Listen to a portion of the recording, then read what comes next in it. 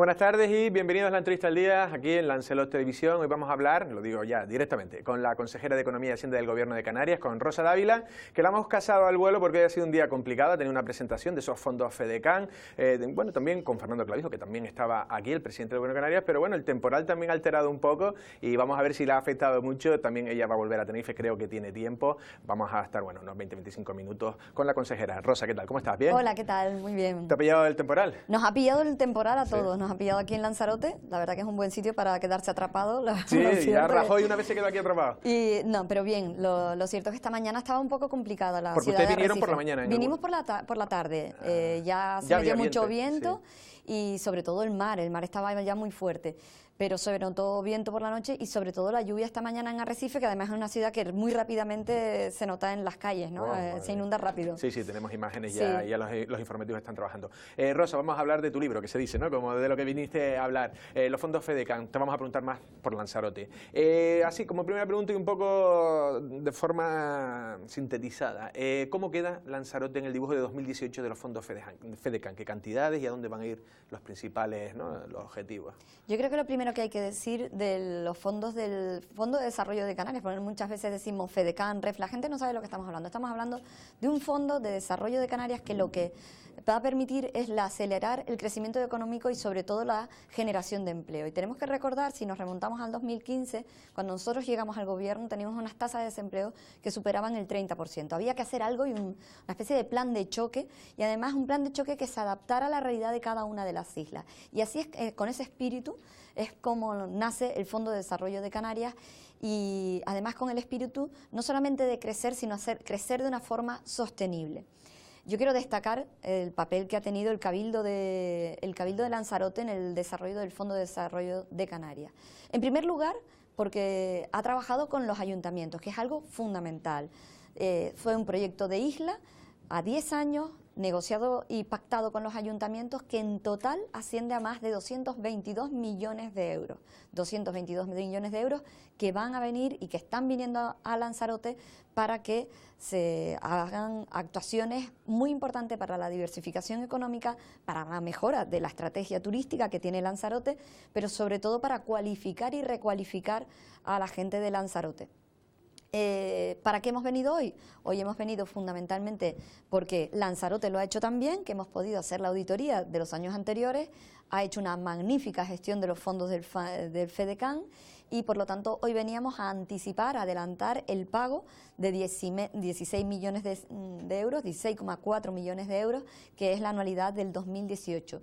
¿Qué es lo que hacemos desde el Gobierno de Canarias? Es que para facilitar la gestión anticipamos los pagos. Es decir, no esperamos a que hayan justificado, hayan terminado, sino que vamos con un año y medio anticipando los pagos para que sea mucho más sencillo, mucho más fácil. Y de hecho hoy Pedro Sanginés, el presidente del Cabildo, destacaba la importancia de la flexibilidad en la gestión administrativa de estos fondos a la hora de que cumplan su objetivo final, que es que se cumplan con que los recursos lleguen a Lanzarote, pero sobre todo con el objetivo principal, que es inyectar recursos a la economía de Lanzarote. Yo pongo un ejemplo de actuaciones en Lanzarote, creo que de las más significativas, ¿no? Y es que tienen que ver con todo lo que tiene asociado las renovables, ¿no? Desde parques eólicos estuvimos hace un par de, bueno, a lo mejor hace un año, visitando una planta de solar que puede ser muy importante para la sostenibilidad de Lanzarote y sobre todo para la autonomía energética, el autoabastecimiento, que va a hacer que nuestra economía sea mucho más sostenible y mucho más competitiva. Vale, Rosa, el FEDECAN fue como, la verdad, un vendaval económico, parece que había tanto dinero, pero sin embargo luego los ayuntamientos no han criticado, pero sí han dicho que muchas no se iban a ejecutar, y de hecho ahora me vas a decir tú en 2017 qué nivel se pudo ejecutar, porque decían que no tenían casi no las herramientas, sino oficinas técnicas, y le vino a un mare magnum que no han podido gestionar y se estaba prorrogando plazos que no sé si al final se pudo prorrogar. ¿Se perdió mucho dinero? Es decir, ¿se dejó de ejecutar mucho? No se ha dejado de ejecutar, hay que decirlo muy claramente. Lanzarote no ha dejado de ejecutar ni un céntimo. El Cabildo de Lanzarote no ha dejado de ejecutar ni un céntimo, y además lo ha ejecutado en los proyectos que presentó. ha ejecutado la totalidad del 2016 y la del 2017 tiene un plazo de ejecución que supera al año, tiene un plazo de ejecución de 1 año y medio y por lo tanto van a poder ejecutar durante el año 2018. Pero es más, lo que hemos venido a hacer hoy, el presidente Fernando Clavijo y yo como consejera de Hacienda, que soy la que firmo la orden del libramiento, es que les estamos anticipando los fondos con el objetivo de que puedan licitar obra con tiempo suficiente para ejecutar durante el 17 y el 18, con lo que digo, se solapan años, pero es importante porque eso nos permite afrontar proyectos de gran envergadura, otros son de menor dimensión, pero por ejemplo mañana me parece que Pedro Sanginés va a poder presentar un proyecto a 3 años de empleo muy importante para esta isla. A ver, ¿verdad? Porque sigue siendo, porque no sé, estuvimos al 30, pero sigue estando por el 20, o sea que todavía hay margen de mejora. Todavía tienen del año 2017... Claro. Todo el año 10, prácticamente todo el año 18, hasta octubre, y ahora estamos librando los fondos del 18, es decir, los recursos económicos de 2018 que podrán ejecutarse de 2018 y también 2019. Es decir, tienen una gran versatilidad porque el objetivo no era que justificaran, certificaran, claro que sí, lo tienen que hacer, sí, pero el objetivo sobre todo era generar empleo, diversificar nuestra economía, hacernos más competitivos desde el punto de vista de la economía de la isla y sobre todo el eje fundamental de estos fondos. Piensa que tienen 3 ejes fundamentales, es el de empleo, el de innovación tecnológica y el de equipamientos e infraestructuras, pero sobre todo muy orientados todos a la sostenibilidad, no solamente ambiental, sino a la sostenibilidad económica y social de la isla. Vale. Hablamos del REF, vamos a ir cambiando un poco porque si no el tiempo se nos va. Bueno, tú has estado en plena negociación, yendo a Madrid. ¿Tiene fecha de aprobación el REF o puede enquistarse? No, hay una agenda canaria que ya está pactada, como saben, con el Gobierno de España, entre el presidente Fernando Clavijo y el presidente Rajoy.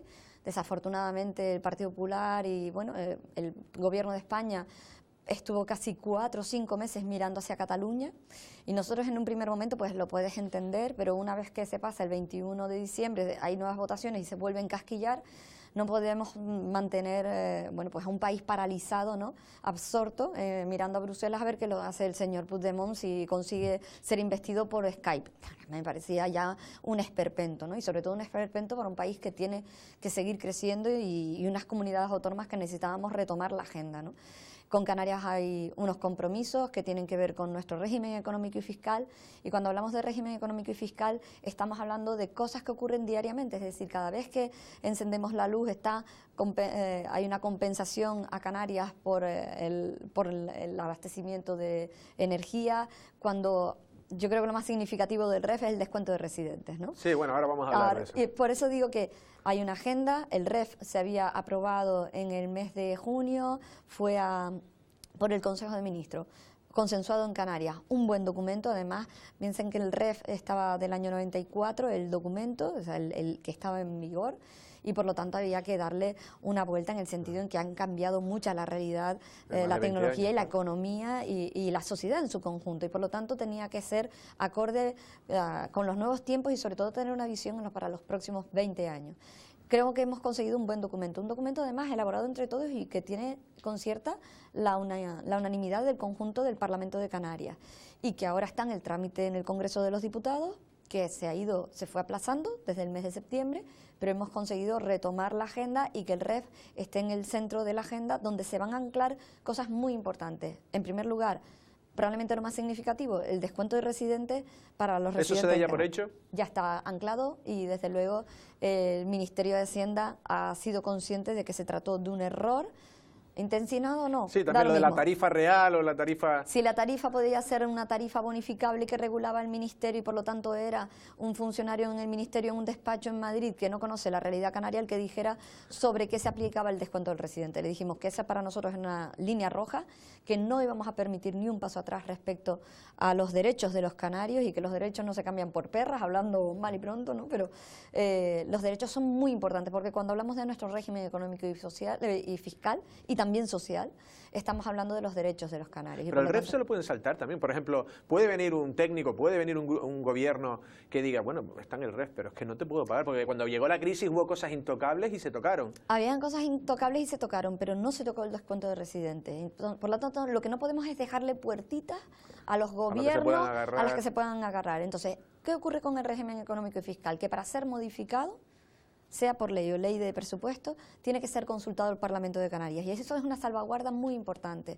porque ahí se posicionan todos los partidos. Y ahí sí es verdad que yo creo que hemos conseguido una unidad muy potente, pero de todos los partidos políticos, desde el Partido Popular, Partido Socialista, Nueva Canarias, Podemos, hay unidad de acción respecto al régimen económico y fiscal, y algo que hemos conseguido anclar también en el REF, y es llegar a la negociación del sistema de financiación de las comunidades autónomas, que estamos hablando de poder financiar nuestra sanidad, nuestra educación, nuestras políticas sociales, nuestra dependencia, en igualdad de condiciones que cualquier otra comunidad autónoma. Hasta ahora hemos estado infrafinanciadas precisamente porque se incluía el REF dentro del sistema de financiación. Hemos logrado que el régimen económico y fiscal esté completamente aparte y, por lo tanto, entrar a una negociación multilateral con otras comunidades autónomas y con el Ministerio para hablar de qué es lo que necesitan los ciudadanos españoles y canarios para la sanidad, para financiar la sanidad, la educación, las políticas sociales en un plano de absoluta igualdad y no con, con lo que ha pasado en los últimos años, que teníamos un déficit de financiación de 700 millones cada año. Sí, sí. Luego vamos a hablar también de las sentencias que están dando la razón a Canarias. Pero como estabas diciendo lo de los vuelos, pues quiero seguir lo de los vuelos. ¿Qué posibilidad hay de conseguir ese 75% en los vuelos que nos unen con la península? Nosotros seguimos diciendo que... ¿Se está negociando de alguna manera? Sí. Bueno, lo primero es que tiene que haber presupuesto general del Estado. Y después de la entrevista que mantuve la semana pasada con el ministro Montoro, parece que él está dispuesto a presentar un proyecto de ley de presupuestos antes de Semana Santa y, por lo tanto, que entre en el Congreso de los Diputados para su debate. Y eso es muy importante porque es ahí donde se pueden llegar a acuerdos respecto a la agenda canaria y respecto a no solamente los convenios que ya estaban acordados, nuevos convenios y nuevas actuaciones. Nosotros siempre hemos dicho que es necesario abaratar el precio de los billetes y que aquí podemos estar hablando de abusos de algunas compañías aéreas que se están aprovechando del descuento de residentes para de alguna manera poner un precio mayor, sí, porque saben que el otro 50% lo van a cobrar del Ministerio de Fomento. Nosotros creemos que se tiene que acabar con los abusos, pero por otro lado tenemos que hacer todo lo posible para abaratar el precio del billete. Y para poder abaratar el precio del billete tenemos que incrementar el descuento de residentes con la península.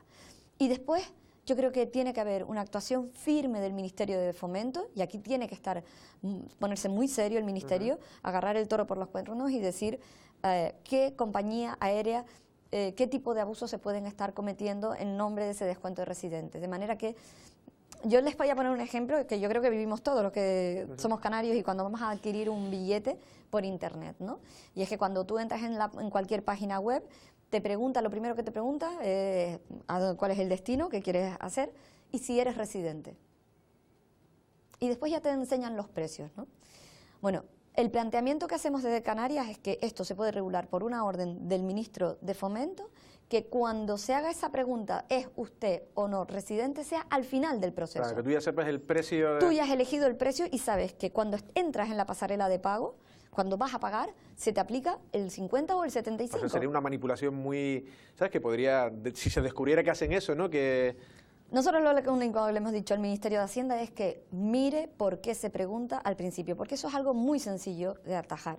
Yo como canaria, y creo que todos los canarios lo que queremos es poder acceder a un billete lo más barato posible, y lo que no podemos permitir es que abusen, y que como ahí pueden haber compañías que estén abusando, pues el Ministerio se plantee no incrementar el descuento de residentes. No, lo que queremos es mejoren nuestros derechos, cohesionennos mejor territorialmente, sí, garanticen nuestra movilidad y actúen contra los que están abusando, que no somos los canarios, bueno, nosotros no nos movemos porque queremos. En muchas ocasiones hay necesidad de poder visitar un familiar que está enfermo. No, o desarrollo de una empresa. O el desarrollo de una empresa, sí, o reuniones con un ministro de un día para otro, por poner un ejemplo. Las que le toca. El convenio de carreteras, no sé si está pendiente, y también si está pendiente de esos presupuestos. Antes has comentado los presupuestos generales del Estado, donde, bueno, Coalición Canaria parece que sí tiene, bueno, va en unidad para sacarlos, pero Ciudadanos, ahora parece que hay más complicaciones. Convenio de carreteras y presupuestos. Convenio de carreteras y presupuestos. No es necesario tener un presupuesto general del Estado para sacar adelante el convenio de carreteras. Hay un acuerdo de una agenda canaria que puede salir adelante a través de un Real Decreto Ley que lo que haga el Congreso de los Diputados sea convalidarlo. Y esto quedó cerrado en la negociación que tuvimos la semana pasada, el pasado jueves, con el ministro Montoro. haya o no presupuesto general del Estado, habrá convenio de carreteras, con la dotación suficiente para afrontar las infraestructuras de carreteras que son absolutamente necesarias en nuestras islas. Y no se trata de consumir más suelo, se trata de tener unas carreteras, unas autopistas, unas autovías en condiciones en que nos garanticen la seguridad, y cualquier país, cualquier comunidad autónoma, cualquier región en condiciones, y sobre todo cuando somos isla tenemos que tener los equipamientos necesarios en esta materia, es decir, en movilidad. Y la movilidad son puertos, aeropuertos y carreteras. Y tenemos que tener las mejores carreteras para que la conectividad sea lo suficientemente fluida como para ser eficaces, eficientes y sobre todo, cuando estamos hablando de carreteras, seguridad en nuestras carreteras. ¿Qué cantidades se barajan? Sí, bueno, el anterior convenio estaba en torno a los 204 millones de euros. Como saben, están cayendo sentencias que están dando la razón a Canarias. Cuando fue el recorte en el año 2012 del convenio de carreteras, fue una decisión unilateral. El Tribunal Supremo está dando la razón, han ya salido todas las sentencias y por lo tanto el Gobierno de España va a tener que reintegrar todos los recursos que en su momento no dio, lo que nosotros estamos ¿Cómo lo va a hacer? ¿Cómo lo va a Ahora reintegrar? probablemente intentaremos llegar a un acuerdo extrajudicial de manera que esos recursos se puedan incorporar a lo largo de los años, de manera que podamos afrontar nuevas obras, nuevas infraestructuras, porque ya el Gobierno de Canarias, con los recursos propios, hemos pagado las carreteras. Parte de las carreteras que estaban en marcha y que no había manera de parar. Sí, la circunvalación aquí. De hecho, tengo una crítica, que se dejó medio al final la entrada de Recife con una rotonda cuando en verdad tendría que tener un acceso. Eso lo podría mirar. Claro, porque muchas carreteras, pero no solamente eso, se tuvo que afrontar a lo mejor la finalización de un puente, de un túnel, que a pesar de no tener recursos económicos, porque habíamos tenido un recorte muy fuerte del Gobierno de España, si no podías dejar un túnel a la mitad, o no podías dejar un puente a la mitad, porque el perjuicio, el daño que le causaba, y sobre todo el perjuicio también económico y el riesgo también para la seguridad, era mayor que seguir afrontando. Y por lo tanto el Gobierno de Canarias afrontó en ese periodo pues casi 400 millones, más de 400 millones de euros en certificaciones que pagamos con recursos propios de la comunidad autónoma. Pero la sentencia no da tanto, ¿no? Bueno, sí, bueno, no, un año más, da 100 y más. Son más de 700 millones de euros. Vale. En la totalidad son más de 700 millones de euros. Tenemos que recordar que pasamos de unos 204 millones a 54 millones. Vale, no, porque estuve viendo hoy, no sé si era por 2013, podía ser 113. 135 en 2000, creo que recordar, si no me falla la memoria, eran unos 135 millones en 2013, en 2012, perdón, y ahora han caído 2013 y sucesivas, por lo tanto, más los intereses, con lo cual son cantidades importantes. Vale, no depende entonces de los presupuestos de este año, ¿no? De esto, ni de los presupuestos de este año, ni sucesivos. Vale. Canarias va a tener convenio de carreteras. Insisto, es muy importante que tengamos unas carreteras en condiciones que no tengan socavones, que no tengan riesgo y que sean adecuadas a las necesidades que tenga de movilidad de las islas. No se trata de consumir más suelo. Es más, yo creo que hay que hacer una política agresiva de movilidad pública, de transporte público y de cambiar la mentalidad que tenemos sobre la movilidad. Y para eso tenemos que también hacer una inversión potente en transporte. Vale. Damos otro salto. El tema del alquiler vacacional, no te voy a preguntar la parte más turística porque no te corresponde, aunque podrías saber también, lógicamente, pero sí en la parte un poco más económica, es decir, el interés que también tienen que haya una regularización, en el que esa regularización, pues lógicamente tributaría y eso revierte en la sociedad. Es alarmante la cifra que hoy salía en algunos medios de comunicación, que se calcula que solo un 14% están regularizadas. No sé si se contemplan esta cifra y qué va a hacer el Gobierno de Canarias. Vamos a ver, aquí hay varias cuestiones. En primer lugar, esto es un fenómeno que no se está dando solo en Canarias. Es un fenómeno que existe sobre todo en grandes ciudades y también en algunas zonas turísticas. Nosotros tenemos doble afección en la parte que nos toca en donde hay ciudades y también afección en la parte que hay zonas turísticas y donde el alquiler vacacional ha aparecido como un fenómeno compitiendo de forma desleal con aquellos que cumplen, que tienen sus hoteles, lo tienen dando de alta, o sus apartamentos lo tienen dado de alta, hay una sociedad que la explota y unas condiciones para ejercer el turismo, ¿no? Pero es verdad que no se soluciona dando la espalda y no mirando el problema, y por eso el consejero de turismo, que es de aquí, de Lanzarote, ha dado un paso decidido en poder regular el alquiler vacacional a través de un decreto, y está trabajando en ese sentido. Lo más importante es que no esté en una zona de sombra de alegalidad donde para el Gobierno de Canarias, en la parte que nos toca a nosotros como agencia tributaria, puedan darse de alta quien quiera darse de alta y por lo tanto tributar. Hay en este momento es una zona de sombra ahí en la que muchas personas que quieran darse de alta no encuentran espacio acomodado que sí le va a dar este decreto. Desde luego, al que sea ilegal, hay que meterle mano y hacer una inspección. ¿Se están haciendo inspecciones? Bueno, hay inspecciones por parte del Gobierno de Canarias y también de la agencia estatal, de la agencia tributaria. Es que me decían, ¿no? Están haciendo inspecciones, ¿no? Como para los que no estén muy en la legalidad. Bueno, vamos a ver, nosotros tenemos un convenio de colaboración y tenemos una colaboración muy estrecha con la Agencia Estatal Tributaria y con la AET, y después nosotros tenemos nuestra agencia propia, que es la Agencia Tributaria Canaria, donde además hemos adquirido, tenemos un paquete de medidas de lucha contra el fraude bastante potente, y hemos adquirido un software de última generación, que además es el que tienen varios países y funciona muy bien, que nos permite cruzar datos a mucha velocidad y que el propio software aprende de sí mismo, ¿no? Por lo tanto, puede hacer cruces y acudir a bolsas donde pueden haber fraude de forma rápida y actuar de forma contundente. Es que lo digo porque me sorprende esa cifra tan baja, porque luego los que ponen en las páginas, que la mayoría de la gente pone en estas páginas especializadas, y ahí sí que queda todo claro, y no sé, y hay gente, amigos, que te lo tienen puesto y dicen, oye, es que yo pago, me tributa, eso ya... entonces, por eso no sé si el gran porcentaje está en estas páginas. Vamos a ver, es muy complicado cuando hablamos de fraude poder calcularlo en términos de cuantificarlo en términos absolutos o porcentajes. Que solo sea el 14% el que está tributando. Sí, realmente es muy complicado cuando estamos hablando de fraude saber qué cantidad de viviendas están en alquiler vacacional, ¿no? Es verdad que nosotros estamos intentando hacer un censo y sobre todo tener ese decreto que permita saber lo que es legal, lo que no es legal y regularizarlo y regularlo para Canarias, que tenemos una realidad, y es que tenemos un turismo y que hemos apostado por un turismo de excelencia.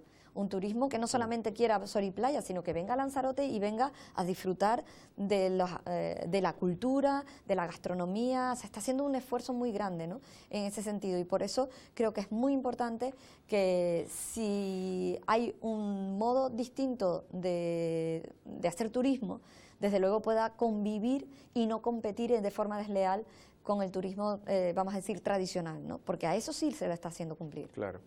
No, sí, porque también hay un nicho de mercado, ¿no?, que demandan este turismo vacacional. Terminamos ya con lo del alquiler vacacional porque un poco, no sé si es por la ley del suelo, o si no ahora me vas a corregir, pero parece que el Gobierno de Canarias quiere lo del tema del alquiler vacacional delegarlo un poco en los ayuntamientos y cabildos para que ellos sean un poco más. Pero claro, los ayuntamientos, sobre todo los ayuntamientos más que el cabildo, lo que viene a decir es que como que ellos no tienen tantas herramientas para poder gestionarlo, y por otro lado entienden como que el Gobierno de Canarias se quita el muerto, por decirlo de una manera. El Gobierno de Canarias va a sacar un decreto donde van a quedar las cosas muy claras, pero es verdad que las licencias a quien le corresponde darlas son a los ayuntamientos y las autorizaciones. Entonces aquí nadie se puede quitar de en medio. Aquí hay que afrontar una realidad con valentía, y es como hay que hacer las cosas. Igual que va a tener que tributar quien tenga una vivienda en alquiler vacacional, va a tener que tributar también por esa vivienda al ayuntamiento, que cobran los impuestos. Y el cabildo probablemente en el ámbito de sus competencias va a tener que tener un censo. Entonces, yo creo que lo que nos va a permitir el decreto es que todas las administraciones hablen, que hablen también los distintos sectores, y sobre todo el sector turístico, y sobre todo saber a dónde vamos y de lo que queremos, ¿no? ¿A dónde vamos? Lo que queremos sin darle la espalda a una realidad, y esa realidad supone que hay muchas personas que quieren poner su vivienda en alquiler vacacional y hace que se eleve el precio del alquiler de la vivienda. En Lanzarote, igual que en Fuerteventura, es complicado tener un alquiler para alguien que quiere venir a trabajar a esta isla, que a lo mejor está destinado por ser profesor, ¿no? Claro. Oye, que los alquileres se ponen a unos precios un poco complicados, ¿no? Y es que todo el mundo tiene la expectativa de poder sacar una rentita por el alquiler vacacional. Bueno, pues vamos a ver cómo se afronta eso para que sea lo más racional posible, porque mirar para otro lado desde luego no ayuda. Última pregunta, ya nos hemos ido de tiempo. Vamos a cambiar un poco más orgánico o político. Vamos a hablar Coalición Canaria, en este caso tu partido. Bueno, tú eres una militante importante. ¿Cómo ves futuras elecciones, y lo digo porque las mareas cuando llegan de la península, pues muchas veces es roja si es del PSOE o azul del Partido Popular, y ahora parece que llega una naranja, porque creo que a lo mejor cuando llegó la de Podemos no afectaba tanto, pero temen, por ejemplo, que tiene ese carácter centrista, ¿no?, que puede coger de aquí a allá Ciudadanos, que pueda coger en parte de su electorado. A ver, nosotros yo creo que también tenemos un electorado o un perfil también bastante centrado, ¿no? En el plano ideológico también estamos en el centro ideológico, ¿no? Y sobre todo yo creo que después también tenemos todo un bagaje, no solamente de conocimientos, sino también de cuadros orgánicos y cuadros políticos, como pueden ser aquí en Lanzarote y en todas las islas, ¿no?, de líderes. Implantación social. Implantación social muy arraigada, y creo que efectivamente han venido muchas mareas y nosotros hemos podido aguantar precisamente por haber nacido de la base de la sociedad canaria, ¿no? Y eso creo que puede que aguantemos porque tengamos esas raíces muy sólidas, arraigadas en la canariedad, en la identidad canaria, en el orgullo de ser canario, en saber y ser consciente de que hay una realidad diferenciada que hay que defender, y que cada vez que viene un gobierno nuevo en Madrid hay que ir, explicarle que requiere un descuento de residente.